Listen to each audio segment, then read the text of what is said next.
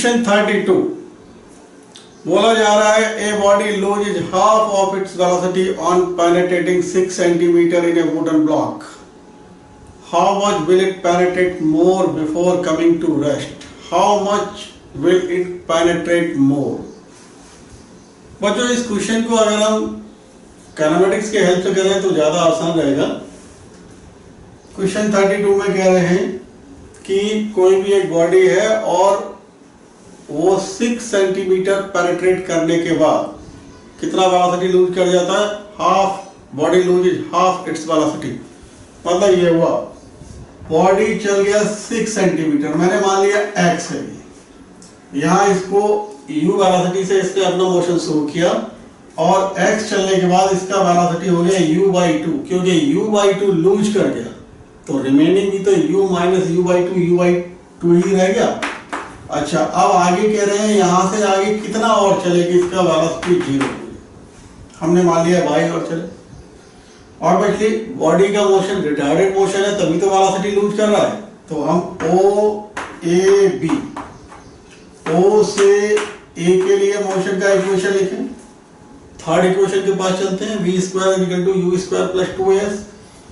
v यानी ये u² / 4 v² यानी u/2 का स्क्वायर. v² मतलब u² / 4 हो जाएगा यहाँ पर u² प्लस का 2a x की जगह ये x, तो इसे इधर ले आइए. u² / 4 माइनस u² यानी माइनस का 3/4 u² = 2ax. अब हम O से B के लिए मोशन लिखेंगे. जब हम O से B के लिए मोशन लिखेंगे तो हम ऐसे लगाएंगे थर्ड इक्वेशन ही. v² = u² + 2s. v 0 है, u² ही है प्लस का 2a और s की जगह लिखेंगे x + y, क्योंकि यहां से यहां तक का जो डिस्टेंस है वो x + y है.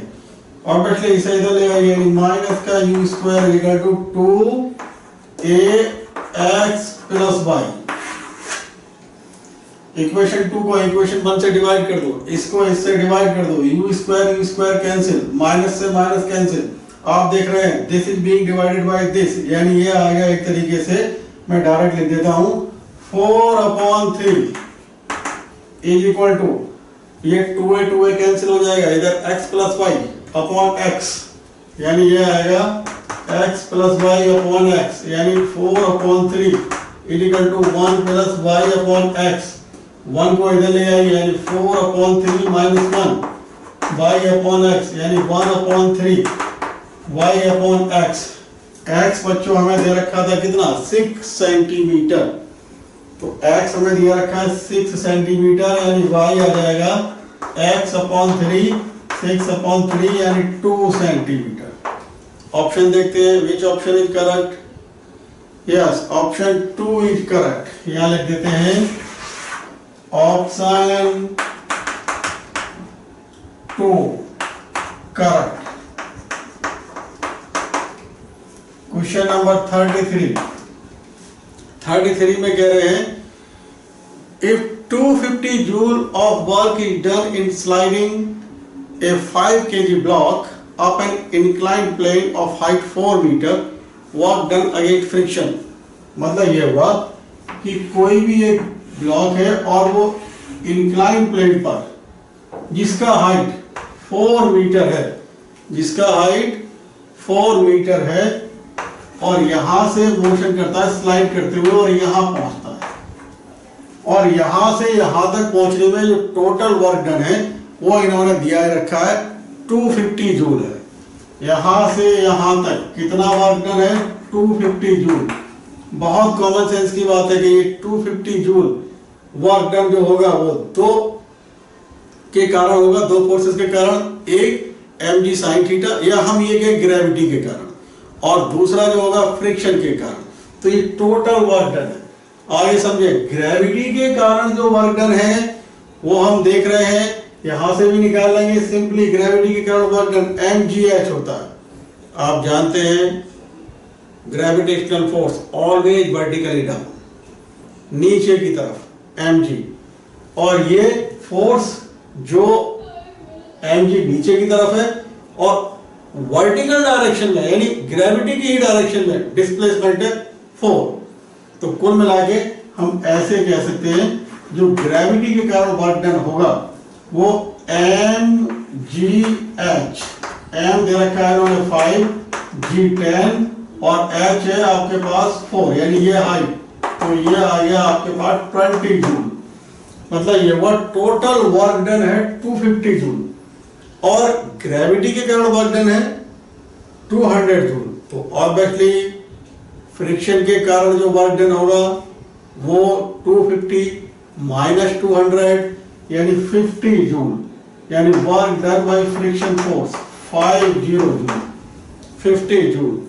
Option 1 is correct, option 1 correct.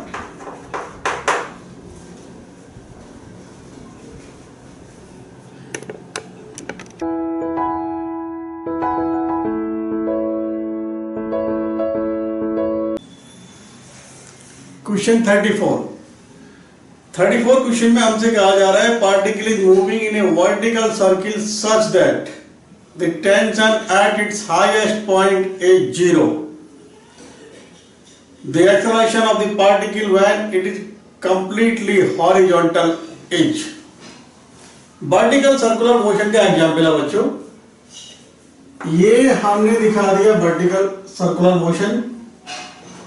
ये वाला पॉइंट और ये पॉइंट दो ऐसे पॉइंट हैं जब पार्टिकल एक तरीके से कहा जाए हॉरिजॉन्टल इस तरीके से होगा। बोला जा रहा है the acceleration of the particle when it is completely horizontal.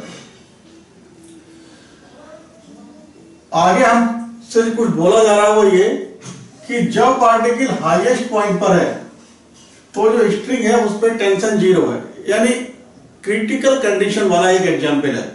और आप जानते हैं क्रिटिकल कंडीशन के केस में यहां पर जो वेलोसिटी होती है वो होती है gl हाईएस्ट पॉइंट पर, और l है सर्कुलर पाथ का रेडियस। और इन हाईएस्ट पॉइंट पर वेलोसिटी यहां पर स्क्वायर रूट gl और यहां होती है स्क्वायर रूट 3gl। और ये हमसे यहीं पर एक्सेलरेशन पूछा है। वर्टिकल सर्कुलर मोशन बच्चों आप जानते हैं एक ऐसा एग्जांपल है जहां पर वेलोसिटी का मैग्नीट्यूड हर एक पॉइंट पर चेंज होता है। मतलब ये हुआ ये नॉन यूनिफॉर्म सर्कुलर मोशन है वर्टिकल सर्कुलर मोशन, यानी वहां पर सेंट्रीपिटल एक्सेलरेशन और टेंजेंशियल एक्सेलरेशन दोनों होते हैं। तो आप देख रहे हैं वेलोसिटी है इस पॉइंट पर जहां हमें जो है एक्सेलरेशन निकालना है रूट 3gl, स्क्वायर कर दें v स्क्वायर आ जाएगा 3gl, और AC आप जानते हो v स्क्वायर अपॉन l, यानी centimetre acceleration v square upon r, तो ये आ जाएगा आपके पास 3g। और बच्चों आप जानते हैं टेंजेंशियल एक्सेलरेशन होता है g sin थीटा, तो g sin थीटा, क्योंकि इस केस में थीटा जो हमारे पास है वो 90 है तो 80 आ जाएगा g के इक्वल, इसीलिए रिजल्टेंट एक्सेलरेशन आ जाएगा AC square plus 80 square is equal to AC है आपके पास 3g, यानी ये आ जाएगा 9g स्क्वायर, और 80 है आपके पास g, यानी g स्क्वायर, तो a आ जाएगा आपके पास 10g स्क्वायर, यानी हम कह सकते हैं g स्क्वायर रूट 10, g का वैल्यू 10 ले लें तो 10 रूट 10 मीटर पर second square. Which option is correct? Option 2 is correct, option 2 is correct.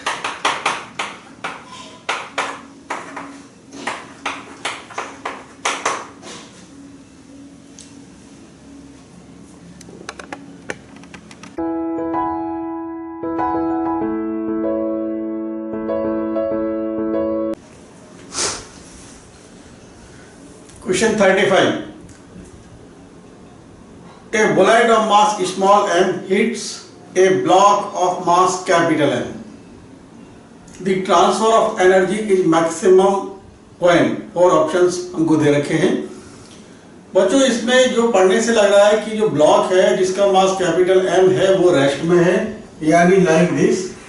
ये हमारे पास कोई भी कैपिटल मास M और ये बुलेट है और इसका मास स्मॉल m दिया है। हम जानते हैं इलास्टिक कोलिजन में जब बुलेट यानी ऐसे कहिए टारगेट पार्टिकल और कोलाइडिंग पार्टिकल दोनों के मास जब इक्वल होते हैं तो उस समय वेलोसिटीज का इंटरचेंज हो जाता है। मतलब ये हुआ बुलेट का जो वेलोसिटी रहा होगा, सपोज कीजिए u है, तो जब बुलेट इसको हिट करेगी, अब मान लीजिए बुलेट का और इस कैपिटल मास m ब्लॉक जो है ये दोनों अगर इक्वल है तो बुलेट पहले वेलोसिटी u है और इसका वेलोसिटी 0 है। तो जब बुलेट इसको हिट कर जाएगी तो कोलिजन के बाद बुलेट रेस्ट में आ जाएगी और ब्लॉक m मोशन में आ जाएगा उतनी ही वेलोसिटी के साथ जितना वेलोसिटी कोलिजन से पहले बुलेट का, यानी वेलोसिटीज आर इंटरचेंज। तो ऑब्वियसली जब बुलेट अपना सारा वेलोसिटी लूज करके ब्लॉक को दे देगा तो उस समय ऑब्वियसली जो ट्रांसफर ऑफ एनर्जी होगा वो मैक्सिमम होगा। यानी हम कह सकते हैं ऑप्शन 4 इज करेक्ट, जिसमें capital M is equal to small m, because in this case the bullet will lose all its velocity to the block, so energy transfer will be maximum. Option आपका कहिए 4 is correct.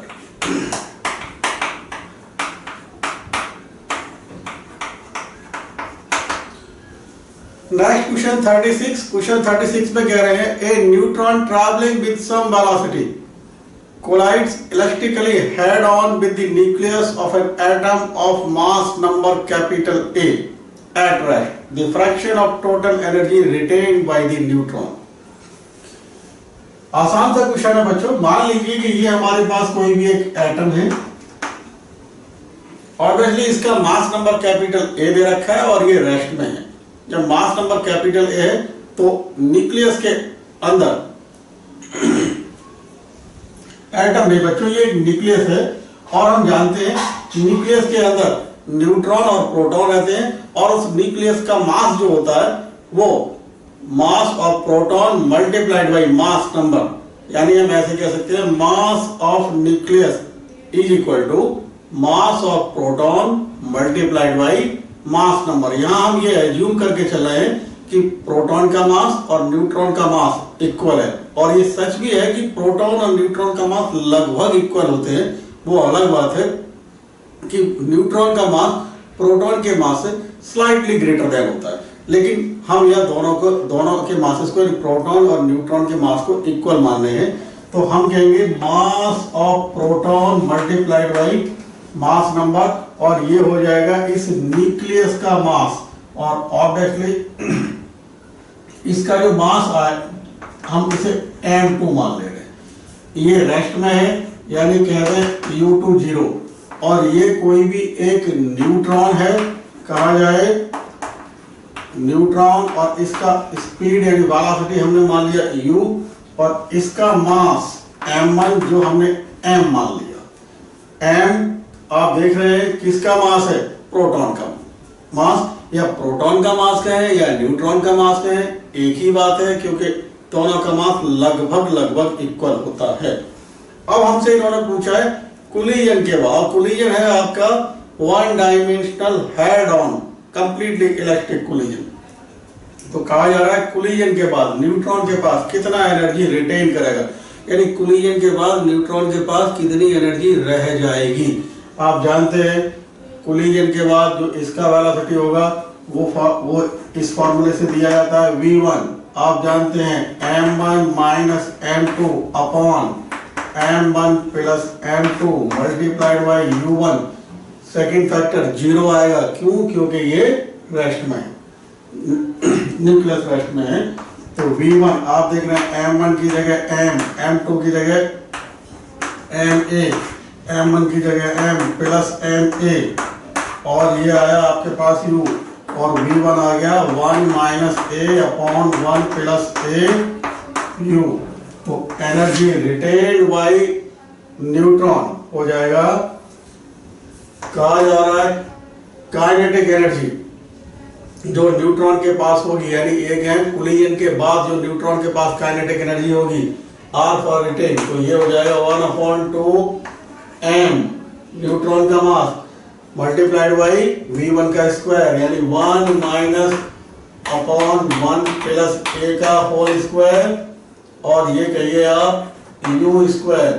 तो आप देख रहे हैं kr 1/2 m u square, इसे आप लिख लेंगे एक तरीके से, इसको आप 1 माइनस a को a माइनस 1 भी लिख सकते हैं, और ये a प्लस 1 नीचे है ही है क्योंकि स्क्वायर है, कोई फर्क नहीं पड़ेगा। तो this energy 1/2 m u square, this is the energy of the neutron before hitting the nucleus. तो ये इनिशियल एनर्जी हो गया, यानी ये इनिशियल एनर्जी आप कहेंगे kr upon 1/2 m u square equal to a minus 1 upon a plus 1 का square. Obviously, this is the fraction of energy that is retained by the neutron. Answer comes out to be 1, यानी option 1 is correct. Option 1 correct. Question number 37 simple सा question है, यहीं पर देख लेते हैं। Theoretical type का बोला जा रहा है kinetic energy of a moving particle depends on mass only, केवल मास पर तो डिपेंड नहीं करता है। सेकंड ऑप्शन है mass and speed, third option है वेलोसिटी ओनली, और फोर्थ ऑप्शन है mass and velocity. Obviously first और थर्ड ऑप्शन तो है ही नहीं, सेकंड और फोर्थ में कंफ्यूजन हो सकता है, लेकिन ऑप्शन होगा सेकंड, क्योंकि जब वेलोसिटी का स्क्वायर कर दिया गया तो वो एक तरीके से स्पीड हो जाता है। हम जानते हैं कि किसी भी वेक्टर क्वांटिटी का उसी के साथ जब डॉट प्रोडक्ट लेते हैं तो जो हमें मिलता है वो एक स्केलर क्वांटिटी है, इसलिए हम कहते हैं कि kinetic energy is equal to 1/2 multiplied by mass multiplied by speed का स्क्वायर। तो option 2 is correct, option 2 correct.